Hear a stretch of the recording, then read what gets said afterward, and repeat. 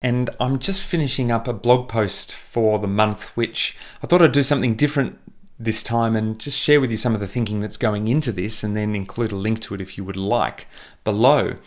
But this month's blog is on the theme of team identity, which is something I've been thinking a lot about lately. I think this is a really important topic in the context of now, where so many of our teams are working in a new way, and that new way is physically dispersed. We're not all together in an office, and that new way might in fact now be a permanent way. And so it really forces you to think about what is it that binds high-performing teams together. And I reckon that's just two things, one of which is a shared endeavour, and the second of which is a shared sense of identity, team identity.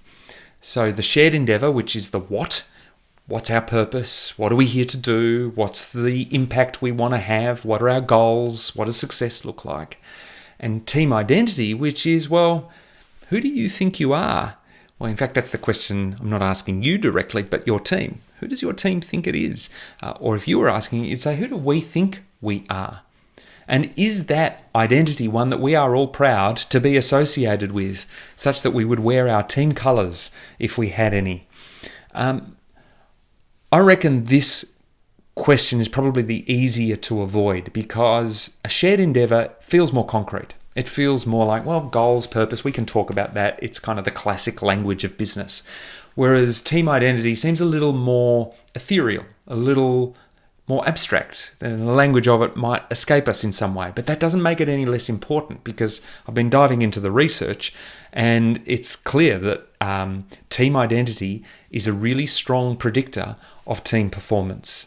So what does that then mean in terms of how we go about this? And I reckon it's useful to distill this down into 4 elements, and these are the elements that I share in this blog post. So what are they? First of which is membership. So this membership element is, well, who literally is around the table, or metaphorically around the table, around this Zoom call in this team, and what's the story we tell ourselves about that? So if we're a really diverse group of people, what's the story we tell ourselves about that? If we're an amalgamation of old teams coming together, what's the story we tell ourselves about that, almost like our origin story? If we're all deep technical experts in one particular field, what's the story we tell ourselves about that? So that's membership. The second element of this is belief. So what is it that we as a team believe in most deeply, and that we cherish, and that we protect, and that we ensure are consistently held out in everything that we do, all of our decisions, all of our behaviours?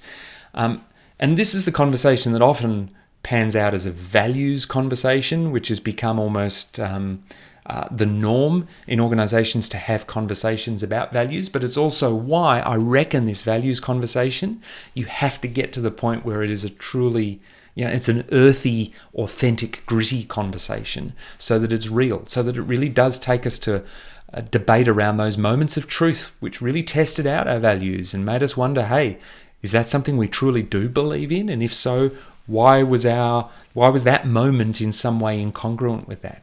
So that's belief. Our third element in this is culture. So we have membership, belief, and now culture. And culture talks to the lived experience of being in this team. So what is it like day in, day out to be part of this team? The way that we roll, the way that we engage with one another, the language we use. And is that aligned with my own values, firstly? But secondly, is it a supportive one? Does it allow me to bring my full self to the table? Does it allow me to do my best work, to have my full voice? And I think that's going to be really critical to me in understanding whether this identity is one that I associate with. And fourthly and finally is reputation. So if culture is our internal lived experience of being in this team, reputation is now how the rest of the world experiences us, how they see us. And often we get to this through the questions such as, what do we want to be known for? What do we want to be famous for?